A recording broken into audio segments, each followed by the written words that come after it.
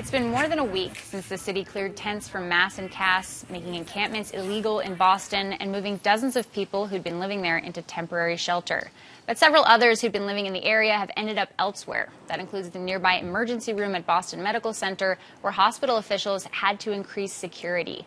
Last week's clearing is part of a new approach Boston Mayor Michelle Wu pledged to take a few months back. It's all just the latest in a long line of efforts from Mayor Wu and her predecessors to address the broader issues of homelessness and addiction that have consolidated in the area. Problems have persisted since the closure of Long Island Bridge cut off access to addiction treatment on the island. Mayor Wu joins me now to discuss, along with Tanya Del Rio, director of the city's coordinated response team. Thank you so much, both of you, for being here. So I was there, you were there at the beginning of the month. You cleared, I think, about 75 tents, moved about 90 people into shelters or other temporary housing. Where are we since then? What is kind of the latest on mass and casts? In some ways, this has been a now multi-year progression, even within our administration, of ensuring that we could build up the right infrastructure with housing and supports and medical care and treatment, as well as the processes to move people along that spectrum as they can further hold down a job and improve their health and get on that journey to full recovery. And so we have felt very good about what we've seen in the last several weeks. It's been great ensuring that people who have been connected to shelter or low-threshold housing continue to work with case managers, and everything is a little bit seasonal as well, and so we feel very confident that this is an approach that we'll be able to sustain over the long run. But really, we're prepared for this winter, and then we also have plans going so we can be ready when in spring and summer the weather warms up again. Okay, this is, a lot of people have been moved into shelter from this, right? I think last time you did this, like a clearing of a much bigger size, but something of this size, was in 2022, early 2022, and there was a big emphasis on housing. I think there were 6 low-threshold sites that were created. You moved some, like nearly 200 people into permanent housing, and that took a long time, but it was working. Why this new approach? Why this urgency, when the housing isn't available, to still clear and move people into shelter? Well, on that front, it's actually been the same approach and building on it. And so I know Tanya has all the numbers. So it's actually not that different in terms of people getting connected to the exact placement that they needed, and us doing whatever we can to expand the spaces that are available. Every single person placed was after weeks or sometimes months of conversations about their specific health needs and other challenges that they might be facing, and then trying to connect them to that. We still have all that infrastructure from January of 2022. This was really 2 weeks into my administration. The very first thing we took on was understanding what the need was, and then a month into the administration, building the team to be able to implement a major housing surge and shifting everyone. What we didn't have, what's new about this approach, is that we now have the ability to respond immediately with a law that had required a 48-hour notice period to engage with anyone about tents after they've been placed in services. Now it's much more immediate, and there's not a 48-hour waiting period, and so we can respond rather than kind of sort of following folks around and encouraging. And now it is all the pieces working together, but we have been focused on low-threshold housing and shelter and what uniquely suits each individual's needs. Is there more low-threshold housing, though? It took a lot of preparation to make sure we were able to target the existing resource, as well as we could. So there was a lot of conversations of understanding the community that was spending time at Atkinson Street, and understand that the majority were not, in fact, unhoused people. They either had housing or somewhere to stay, but were frequenting the area for other reasons. So when we were able to understand who was it that needed placement in a low-threshold space or in a shelter, we were able to case manage individually. So just to provide the numbers, out of the 102 people that were placed within that week when we closed the encampment, 73 were indeed placed in a low-threshold unit, the same as were available in 2022. So you have Yeah, 5 of them plus 1 that was stood up temporarily. People that were sent to shelter, 20 people were sent to shelter. 13 of them were already utilizing shelter, but also maintaining a tent outside. So they went back and discarded their tent. And then 3 people were sent to specialized shelter that were best for them. So we had 1 youth going into youth shelter, and then 2 people who went to DMH shelters because they had special mental health needs. 7 friends and family reunification. So the bulk of our placements indeed were in those same programs that we used in 2022 that have been crucial and really life-saving for people to start on that journey towards permanent housing. Okay, I guess one of the biggest or notable differences in the discussions that the City Council was having prior to their vote was just about enforcement and how, Police Commissioner Michael Cox said that because of their constitutional rights, the police were not allowed to go and go into people's tents and arrest them inside of the tents or enter their tents without a warrant. And so by removing the tents, they were saying that it would make it easier for people. We spoke to Cassie Hurd, who is let me get her actual title, but she works with Material Aid Advocacy Organization. She's, I think, the executive director. We spoke to her, and she was kind of reflecting a lot of concerns that a lot of advocates have just about the arrests, right? I mean, this is something that is a part of the ordinance, and this is just a clip from what she had to say.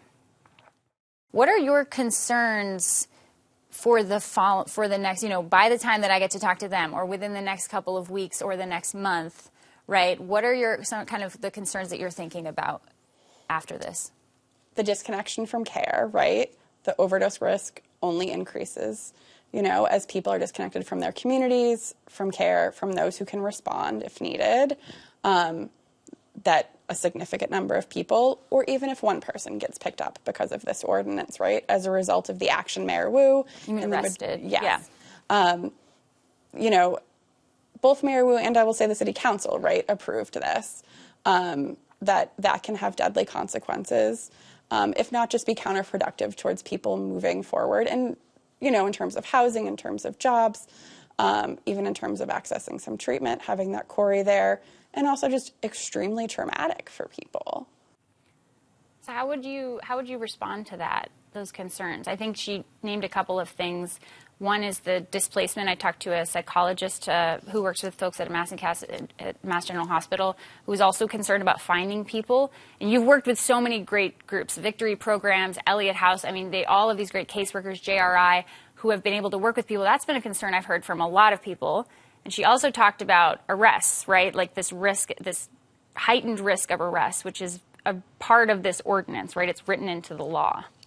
Well, the ordinance was always one piece of needing to ensure that all parts of our response, public health, housing, treatment, community partners, public safety, were all on the same page. And the rest, all of the other pieces have been moving forward as well.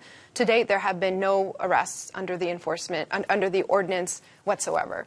And all throughout the moving period, over the 3 days where folks were connected to placement, because there were so many months of conversation and relationships and, again, individualized conversations about everyone's needs, it was more a matter of making the move than needing to persuade or coerce anyone, because it was a relationship that we were working on the foundation for a long time for. But Tanya and her team have been on the ground 24/7 for some time, so she'd have much better. Yeah, and I can add that once people go into the low threshold sites, we do have a report on the website that people can look at. They actually become more connected to care. So when they're living on the street, outreach teams, whether it be medical care or caseworkers or anyone that's doing street outreach, they spend a lot of time trying to locate people. I've certainly lived that myself. Now, when they're in a site, they spend less time trying to locate them and more time actually providing care. And so we've seen that the people that are at those low threshold spaces are increasing their uptake of mental health care, as well as just primary care and addiction treatment. So, and it makes sense. Like, if you're living on the street, you're trying to survive. So that's not where you're putting your focus on, seeing your therapist, etc. Once you're in a space where you have time to reflect and kind of engage in that, you do. And so we think that housing and shelter are in fact a step towards progress and stabilization for all of those folks that we worked with. And the move, the placement, and the sort of what was seen most visibly over the course of the last week or so wasn't the end of the relationships that had been built up over so long. Tanya and her team and our public health workers and our community partners continue to work with those individuals and provide case management in all of those placements and building on what we know every single person needs to be able to take that next step forward. Yeah, just if I can add, we had a chance to visit people at the 727 Mass Ave space, and we plan on visiting them at the other spaces. And just within a day or two, the physical changes and the smiling that you saw in people was, it's beautiful to see. And I do agree with Cassie that if people are going to be, carelessly moved along from where they're living, there is trauma involved. In this case, what we received from people were hugs and joyful crying because they wanted to get out, and many of them told us that they had felt chained to the street and had found it difficult to get out even though they wanted to stabilize. So once we were providing that message of this encampment's closing, let's plan together, they did, and they are much more stable even a day or two after. So I'm like excited for them. Why does there need to be a legal requirement for people not to have, why do tents need to be illegal for people to be able to get into shelter? If shelter was available, and the city says that shelter has never not been available, why did you need to bring in increased police enforcement and make tents illegal in order for people to take those options moving in with family or moving into shelter that were already available to them? What we heard on the ground over and over again from residents of the encampments, from public health outreach workers who were there every single day, and from the Boston Police Department street outreach team was that it's a different dynamic when it's very large-scale crowds of people together, those who have nowhere else to go because they are living in those tents, and then others who are coming into the area on a daily basis who do have housing and might be seeking community, but also some folks who are not in need of housing and in fact are there to engage in drug trafficking or sometimes even worse. It was creating an environment where there was an increase in violence and violent incidents that were reported, and a feeling that people had to, at the same time as there being some elements of community, also some elements of needing to fend for themselves and ensure they were protected. And as people were leaving behind tents that they no longer needed, we also had, Commissioner Cox had showed me the types of items for personal protection that were also left behind because they would not be needed in low-threshold housing or shelter, of the bats and knives and weapons. And you're not allowed to have a knife, right? And those were used, unfortunately, all too often to create an environment that was not safe for everyone. And you said there have been no arrests in connection to the ordinance. Is that a differentiation from, I know there's been this emphasis on arresting the people who are preying on the people at Mass and Cass, and then protecting the people who are being preyed upon, and that differentiation is made, on a case-by-case basis. But have there been arrests made in connection with these allegations of drug trafficking and sex trafficking, or people, kind of within that community who are not then moved along or placed into shelter? How was that? How did that work out? So we had created a list of people who had engaged with us and told us that they were in need of housing, and those are the people we focused the resources on. In parallel, Boston Police has always been conducting enforcement in the area and in the surrounding neighborhoods around all of those criminal activities that you were talking about. They have increased their presence. However, they haven't made any arrests for refusing to remove an encampment as the ordinance spells. They have made warrant arrests and investigations of all of those kinds, but not for the ordinance. Does that? Yeah, that makes sense. I guess just so I was looking, and this is like a little wonky, but in the penalty section of the ordinance, in this amended version that the City Council passed, they reference this law that basically says, a substance such as drinking or possession of alcoholic beverages, a person profane or obscene language. It cites, doing these things, you might be arrested without a warrant by an officer authorized to serve criminal process in the place where the offense is committed and kept in custody until he can be taken before a court having jurisdiction of the offense.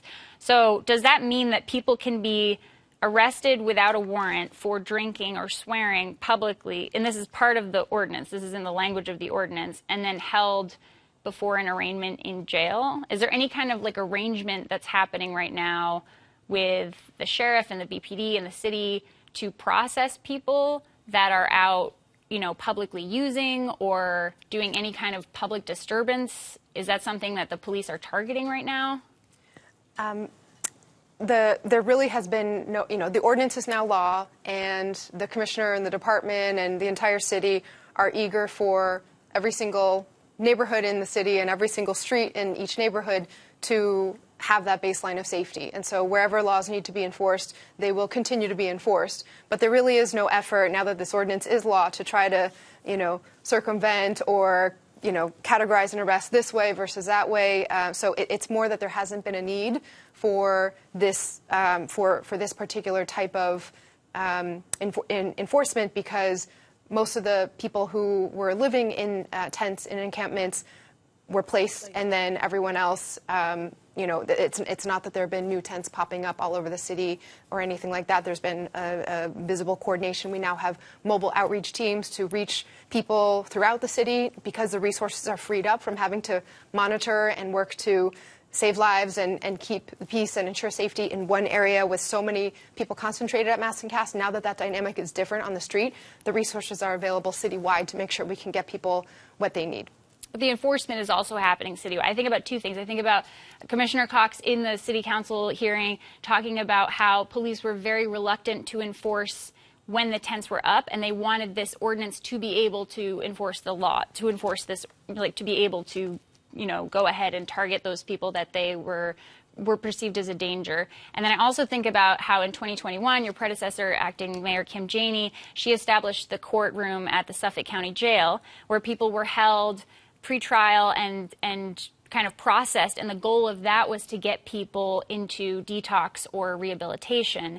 Is there any kind of component or something like that? Because now I guess I'm thinking, if the police were resistant before the ordinance and now they have this ability, would we see more arrests, and would there need to be some kind of central booking situation that was set up like we had at the Suffolk County Jail previously? Well, one, I'll say that, again, when the dynamic is different and the tents aren't there to shield different types of activity that were happening, whether it's drug trafficking or human trafficking, it is a different, there's just less to try to enforce around it, as so far as we have experienced it as a city, and we hope that dynamic continues. We have set up, you know, there will not be there's been no conversations whatsoever about recreating any kind of centralized court system like that. I know the Suffolk County District Attorney is continuing and has expanded his services over sentencing program, which provides diversion opportunities for individuals who are in need of treatment and recovery. And then lately, we have actually implemented a central booking arrangement with the city and our Boston Police. That's been something that has been in conversation for a very long time. Basically what it means is that anyone who is taken into custody, rather than being held in the individual police precinct closest to where they were taken into custody, where our precincts aren't set up with food or medical care or really, you know, arrangements for that, folks are taken now to Suffolk County, Nashua Street, taken to the House of Corrections, where the sheriff already has all of that in place and all that infrastructure there. Okay, so that's kind of... But that's separate. I mean, I guess it's related in that, therefore, there's less risk that someone who is taken into custody might suffer medical consequences because of the lack of care in police precincts.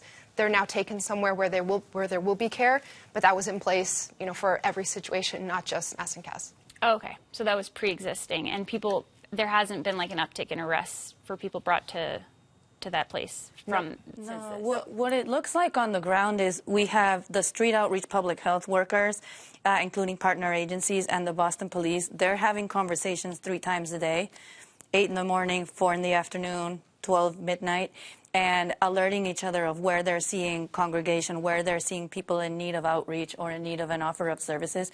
3 times a day and throughout the day via radio, those conversations are happening. So whenever we do see that need, outreach workers are being dispatched first. Now, people are very smart and they understand that the ordinance is in place.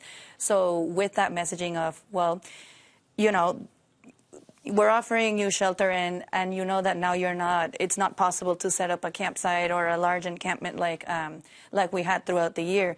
People have been taking us up on the offer a lot more frequently than they did before when they were in a large group with that peer pressure in that situation. Is there a plan to continue? I know you're saying this is an expansion of what you were doing before, which was really working, but it takes time, right?